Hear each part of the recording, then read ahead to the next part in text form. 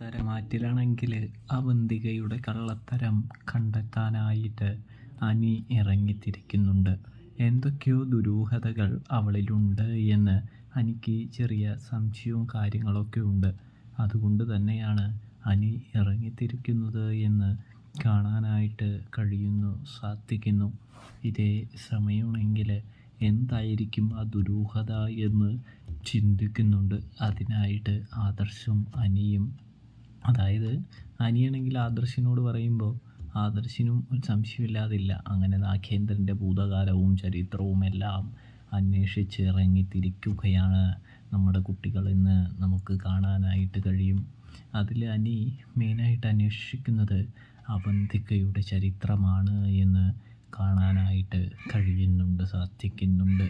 അപ്പോൾ ആ സത്യം അനി തിരിച്ചറിയുമോ എന്നൊക്കെ കണ്ട് തന്നെ കാണണം. റിവ്യൂ ഇഷ്ടപ്പെട്ട